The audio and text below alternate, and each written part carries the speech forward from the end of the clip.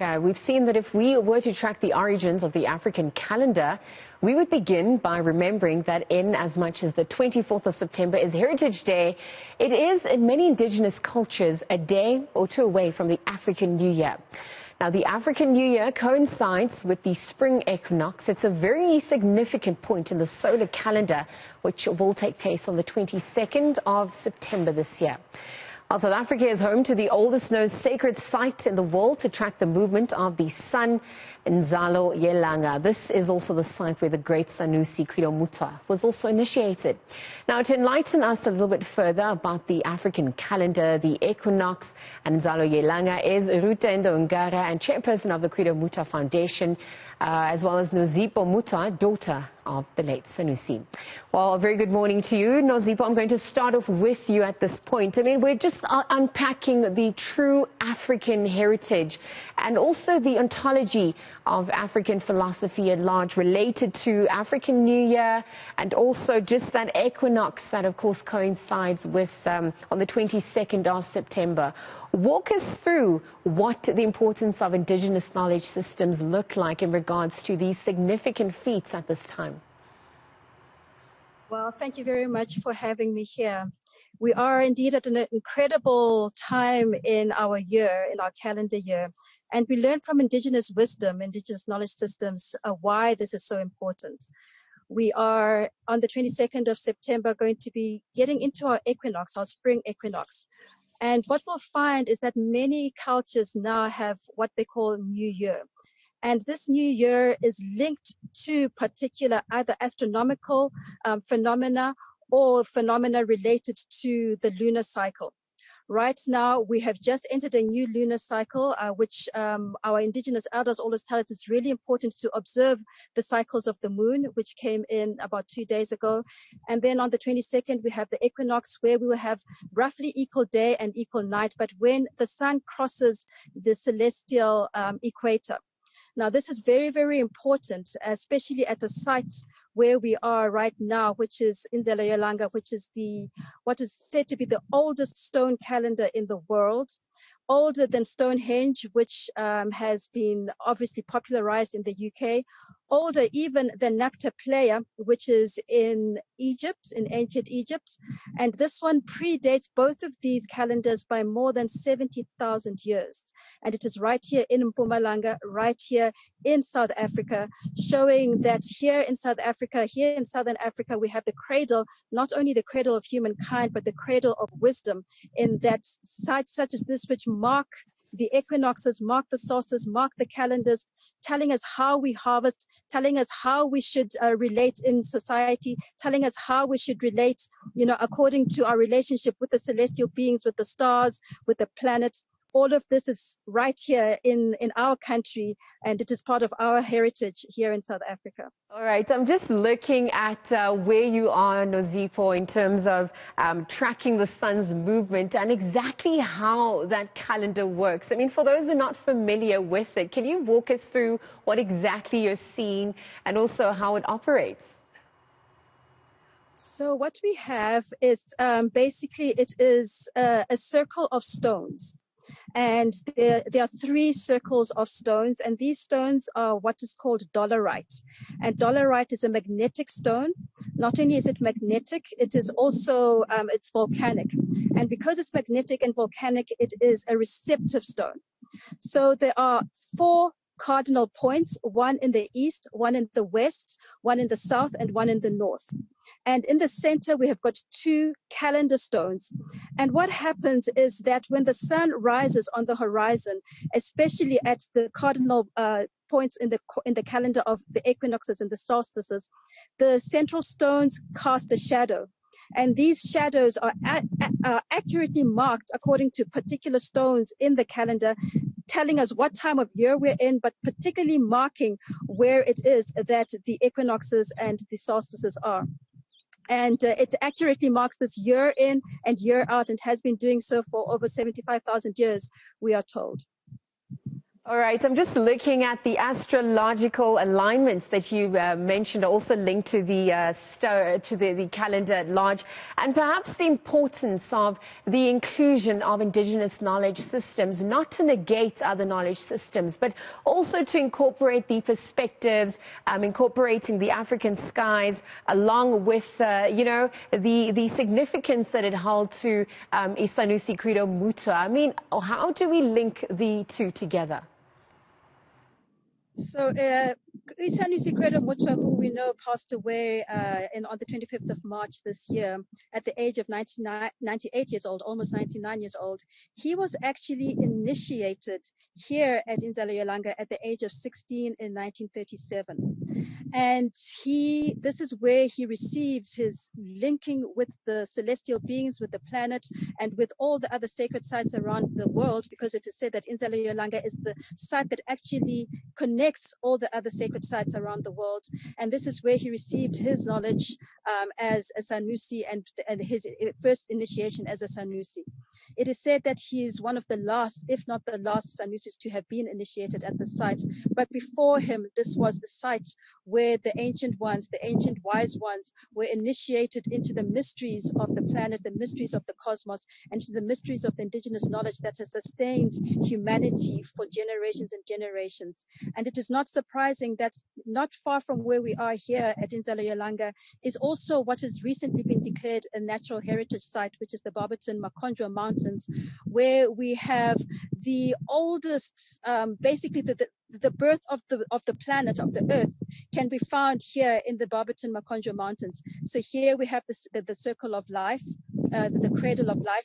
And not too far from here either is where we have the Lebombo bone, which was found in the Lebombo Mountains, just in the border cave in the Lebombo Mountains, where the oldest lunar calendar was found, which is inscribed on the fibula of a baboon.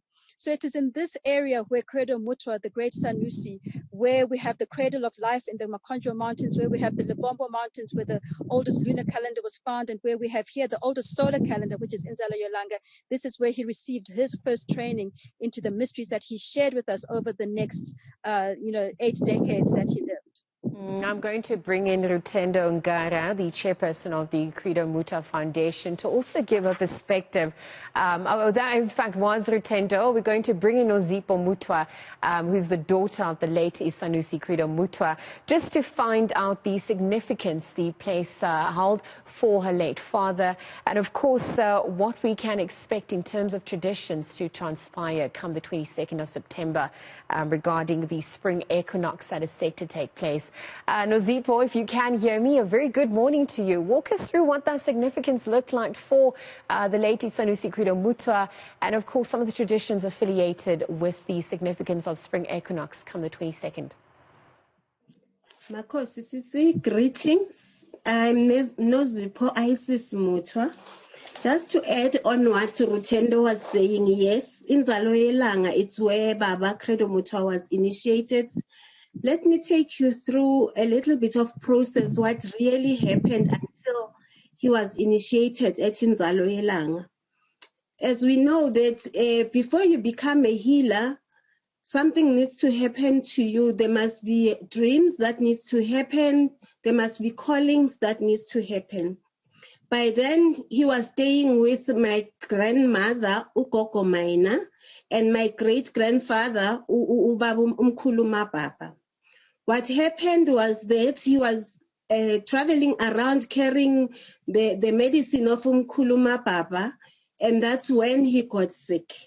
When he got sick, Umkulu took Ubaba, Credo Mutwa, to Western medicine doctors.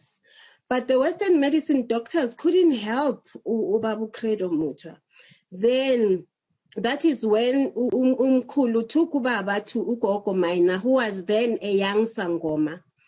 Then when he was taken to Ukoko Maina had to do some rituals to Ubabu Credo Mutwa. So there were cleansing rituals first that happened when he was still 14 years of age. So those cleansing rituals, what they do, they separate you, whether you need to go through healing process or not. So Ugogo Maina had to cleanse Ubaba so that you are separating whether is he a healer or is he not a healer. So he had to go through that process with Ugogo Maina. After that process of cleansing, think about this. Now Baba is 16 years of age. Because at the age of 14, he was dreaming a lot of dreams, even dreams of being confused, why is it that people who have knowledge, it's white people. But it doesn't also believe that only whites were the ones who have primitive knowledge of African spirituality. So he was having all these questions around him. That's when Umkulu Umapapa told him that actually, Credo Mutwa, you have a calling of becoming a healer. And with that, I'm going to take you and hand you over to Ugogo Maina, who will continue with you. But first, Umkulu had to do the cleansing, called Gogo Maina in. Both of them, they did cleansing to Baba. And then planning started to happen when Baba was turning 16. Rutendo, I'm going to have to cut you a little bit there. We are running out of time, but I want to just look at, the Credo Mutwa Foundation and perhaps what they're going to be doing come the 22nd of September as we usher in the spring equinox, and also, rehash the life and times of the late iSanusi Credo Mutwa, who passed away in March this year. What can we expect? Thank you very much. So on the 22nd of September, which will be the spring equinox, the Credo Mutwa Foundation will be coming here to the site to hold a ceremony in honor not only of Credo Mutwa, who was initiated at the site, but in honoring of the spring equinox, and especially honoring the African New Year, because we are in the season of the African New Year that's coming in. And it is not surprising then that 2 days after that will be Heritage Day in South Africa. And this Heritage Day will be almost 6 months to the day after Baba Credo Mutwa passed away. And for that, we will be, as the Credo Mutwa Foundation, honoring his legacy, honoring the heritage, the incredible heritage that he has left with us to unpack and to shine the torch. And we're doing this through a collaborative effort of a number of artists who have come together to create a collaborative song, which will be released on Heritage Day. And this will be part of a concert of a number of artists, and these artists include Mamtuno Kwe, Sutukaze Orosi, Madala Kunene, Nduduzo Makatini, Lesego Ntani, and Pops Muhammad and others. And then from there, we'll also be showing a documentary, just showing a bit around the life and times of Ubaba Credo Mutwa. So this will be on our social media platforms, on our YouTube, our Instagram, our Facebook platforms, where we'll be allowing people to come into the knowledge of who Credo Mutwa was as an artist, because as we know, he was a polymath, he was a philosopher, a teacher, a scientist, but he was an artist and a multimedia artist. And so we have visual artists as well, who are also showing their work as to how they have been inspired by the works of Credo Mutwa as our great one of our heritage. Rutendo Ngara, we are going to have to leave that conversation there. Again this morning, Nozipho Mutwa, daughter of the late iSanusi Credo Mutwa, and the chairperson of the foundation, Rutendo Ngara, just chatting to us a little bit more about the African calendar and the upcoming equinox, as well as Inzalo Ye Langa.